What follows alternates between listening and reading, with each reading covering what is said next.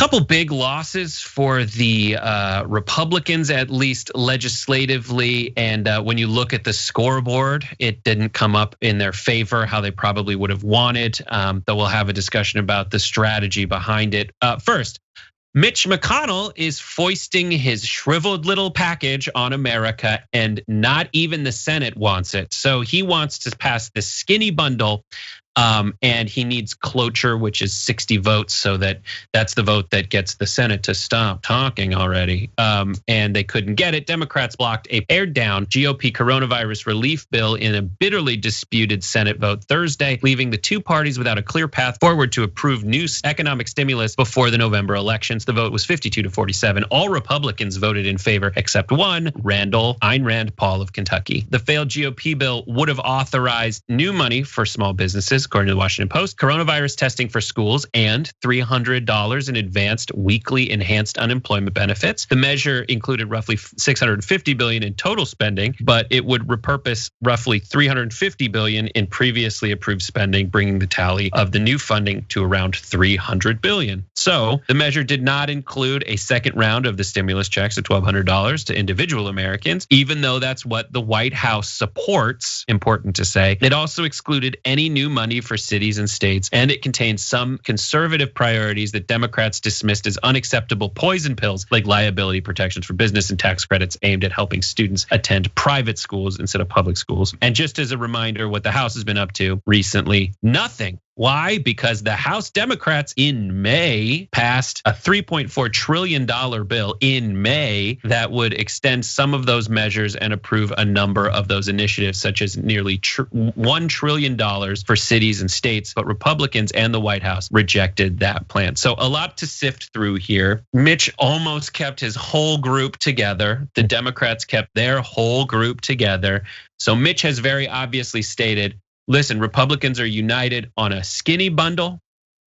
The Democrats want $3 trillion. We're all united except Rand, who votes against any money for human beings. And the White House is somewhere in the middle. Ben, what is your take on what has happened in these last few days? I think that they're playing with fire, to be quite honest with you, because it is politically toxic for the spin that's going to come out of this, which is the Democrats are voting against a stimulus for the American people. It's a really easy talking point. Whether or not it sticks, that remains to be seen. But the fact of the matter is something needs to be done. The level of homelessness that is coming, the level of evictions that took place prior to the moratorium. I mean, a lot of people are hurting, and for them to be playing these games, even with the skinny stimulus package that he was trying to give out, is a joke in and of itself. But it really comes down to who can message better about it, right? It's kind of hard and complicated to explain to people that I voted against a stimulus bill because that stimulus bill really wasn't for you, when the Republicans can just turn around and say they voted against the stimulus bill. I get it. And I wouldn't put it past Pelosi to lose any messaging battle, even one where the stimulus package that McConnell is trying to push is called the skinny stimulus. Like what? This is a pandemic like we haven't seen, even going back 100 years. We have not seen anything like this. People are unemployed. People are getting evicted. Right now, the fundamentals of the economy are solidifying around like a gig economy and giant businesses. Yeah, and that's it. And the things that need to be part of this messaging war are Mitch McConnell is going for a skinny, shriveled, emaciated package that isn't going to help anybody, and not even the president thinks that's a good idea. Why would you want the White House to come around that, or why would you want the Democrats to coalesce around that? And also, meanwhile, on the other side of it, like Mark Meadows is trying to broker the deal and act as Mitch McConnell.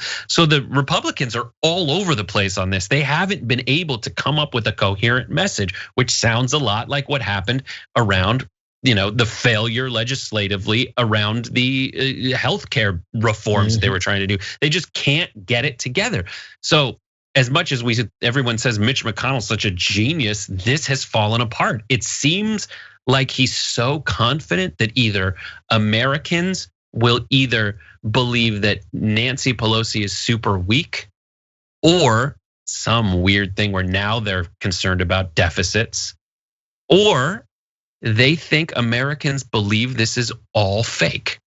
Yeah. And why would we pay for anything except helping small businesses again, which was the one thing. It's like the Social Security, these bills, it's like the thing that's popular.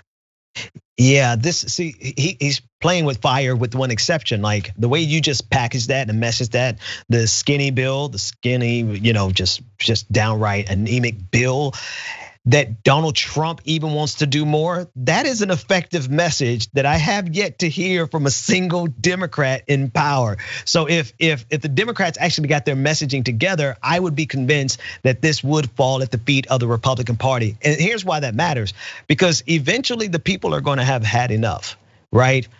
People are only going to be able to take so much. I think the gambit that Mitch McConnell is playing here is that the American people will just put up with anything. I don't know that that's the case, especially when you're starting to have families that can't feed their children. And so when you have some, if that ever makes its way to like lower middle class America where they can't feed their children, then there's going to be hell to pay. And if the messaging was effective, it could be directed to the people who are the real culprits, because like you said, the Democrats at least tried to put something on the table back in May.